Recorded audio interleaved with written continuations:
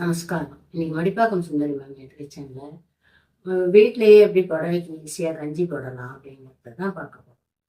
இது அதிக செலவு இல்லாமல் நம்ம ரேஷன் அரிசி வாங்கி கூட அதில் ஒரு 100 கிராம் ஜவ்வரிசியை போட்டு அரைச்சி வச்சுட்டோம்னாக்க நம்ம நினச்ச போது ஒரு 4 புடவைக்காக போட்டு வெயிலில் வளர்த்திட்டோம்னா நல்லா முடமுடன்னு சூப்பராக இருக்கும்.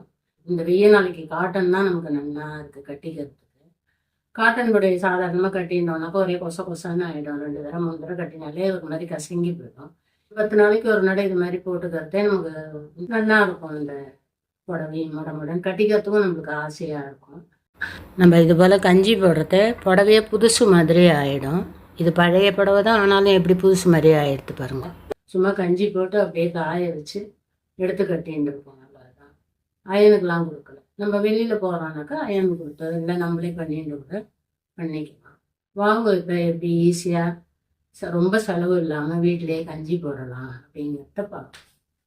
இந்த பாத்திரத்தில் ஒரு 3/4 பாத்திரம் அளவுக்கு நம்ம தண்ணி எடுத்துக்கலாம். சாதாரண பைப் வாட்டரை போடுறோம். நம்ம அரைச்சி வச்சுருக்கிற வடாத்து மாவு தான் இது. எப்போவுமே கொஞ்சம் வடாத்து மாவு எடுத்து வச்சுருவேன் இது போல் கஞ்சி போடணுங்கிறதுக்காகவே. இதில் ஒரு 3 ஸ்பூன் அளவுக்கு நம்ம மாவு எடுத்து போட்டுக்கலாம். 3 ஸ்பூன் அளவு மாவு போட்டோம்னாக்கா ஒரு 4 புடவைக்கு தாராளமாக வரும். இந்த அளவு தண்ணி வச்சுட்டு நம்ம போட்டோன்னா 4 புடவைக்கு தாராளமாக வரும். இப்போ இதை அடுப்பை பற்ற வைக்காமல் நல்லா கட்டி இல்லாமல் ஃபஸ்ட்டு கரைச்சிக்கலாம். ஜவ்வரிசி போட்டிருக்கிறதுனால கட்டி தட்டும், அதனால் நல்லா கட்டி இல்லாமல் கரைச்சிக்கலாம். கரைச்சினோட்டு அதுக்கப்புறமா ஸ்டவ் ஆன் பண்ணிவிட்டு கரண்டியால் கலரி கொடுத்தோன்னாக்கா கட்டி தட்டவே தட்டாது. இது ஒரு 2 நிமிஷத்துக்குள்ளேயே எனக்கு ஆயிடுத்து கஞ்சி ஆட்டமாக. இந்த தண்ணி கொதிக்கிற நேரம் தானே தவிர ரொம்ப நேரம்லாம் ஆகாது. இப்போ இந்த கஞ்சி நல்லா கொதித்து கெட்டியாக எடுத்து இந்த ஸ்டேஜில் ஸ்டவ் ஆஃப் பண்ணிடலாம். இந்த சூட்டுலேயே ஒரு நிமிஷம் இருந்ததுன்னா இன்னும் நல்லா வெந்துக்கும் அந்த மாவெல்லாம். இது ஜவ்வரிசி போட்டு நம்ம அரைச்சிருக்கிறதுனால வடாத்து மாவில் எந்த அளவுக்கு கெட்டியாக இருக்குது பாருங்கள். அந்த கஞ்சி பார்க்குறதுக்கே சாதம் வடித்த கஞ்சி மாதிரி தான் இருக்குது பார்க்குறதுக்கு. இதை ரொம்ப நேரம் ஆற விடக்கூடாது, ஏடு படிஞ்சிரும். அதனால் நம்ம போய் கஞ்சி போட்டுடலாம் புடவைக்கு. இப்போ ஒரு பக்கெட் எடுத்துன்ட்டு அதில் ஒரு 2 மக்கு அளவுக்கு பச்சை தண்ணி விட்டுக்கலாம். பைப்பு வாட்டர் தான். சூட்டோட கஞ்சி போட்டோன்னா பக்கெட் ஓட்டையாகிடும். அதனால தான் 2 மக்கு தண்ணி விட்டோம்னாக்கா கஞ்சியும் ரொம்ப திக்காக இல்லாமல் ஓரளவு லிக்விடாக இருக்கும். அப்படியே கஞ்சி போட முடியாது, அதனால் கொஞ்சம் தண்ணியில் கலந்து தான் போடணும். அப்படியே போட்டோன்னா புடவை பூரா அப்புறம் வெள்ளை வெள்ளையாக பூத்து கிடக்கும். அதனால் ஒரு 2 மக்கு அளவுக்கு தண்ணியை விட்டுட்டு இது போல் ஃபில்டரை வச்சு வடிகட்டிட்டு விட்டோம்னாக்கா சின்ன சின்ன கட்டி இருந்தால் கூட தங்கிடும். புடவையில் திட்டையாக தெரியாமல் இருக்கும். துளி கூட கட்டி இல்லை, எல்லாமே நல்லா வடிஞ்சிருது. மாவை ஃபஸ்ட்டு கரைச்சுன்ட்டு நம்ம கஞ்சி வச்சோன்னா கண்டிப்பாக அது கட்டி தட்டாது. இப்போ நம்ம கஞ்சி போடுற புடவையை அப்படியே காஞ்ச புடவையை அப்படியே கஞ்சி தண்ணியில் நனைக்காம அதை ஒரு நனைச்சிட்டு ஒட்டை புழிஞ்சுட்டு அந்த கஞ்சியில் போடுறத எல்லா தண்ணியும் ஒரே புடவையை உறிஞ்சிக்காமல் ஒரு 4 புடவைக்கு தாராளமாக வரும்.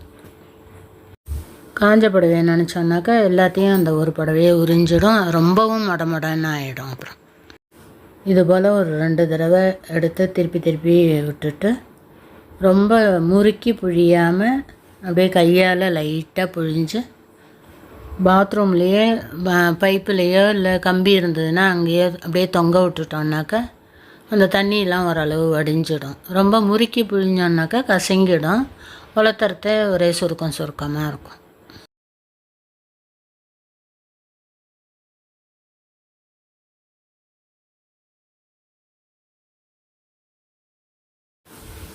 இதே போல் 4 புடவை வரையிலும் இந்த தண்ணியில் நனைக்கலாம். 3 புடவை வரையிலும் நல்ல மொடப்பாகவே இருக்கும். 4வது புடவை நினைக்கிறது தான் கொஞ்சம் கஞ்சி குறைச்சலாக இருக்கும். இருந்தாலும் பரவாயில்ல, ஒரு நாள் கட்டிக்கலாம்.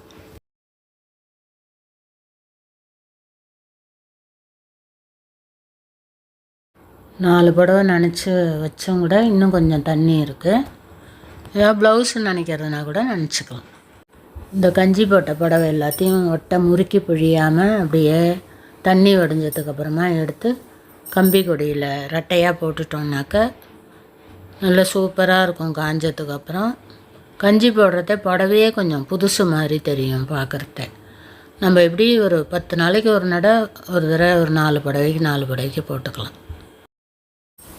காய வைக்கும்போது அந்த பார்டரெல்லாம் நல்லா பிரித்து கரை பாகத்தெல்லாம் நல்லா சுருக்கம் இல்லாத கையால் நீவி விட்டுட்டு காய போட்டோம்னாக்க அயர்ன் பண்ணவே தேவையில்லை. வீட்டில் கட்டிக்கிற புடவையெல்லாம் அப்படியே கட்டினுடலாம். இந்த இப்போ வீடியோவில் காமிக்கிற மாதிரி எல்லா 4 பக்கமும் பண்ணிட்டோம்னாக்கா சூப்பராக இருக்கும். அயனே பண்ண தேவையில்லை. புடவையெல்லாம் ரொம்ப பழைய புடவை தான், இருந்தாலும் கஞ்சி போட்டதுக்கப்புறம் எப்படி பளிச்சுன்னு புதுசு மாதிரி இருக்குது பாருங்க.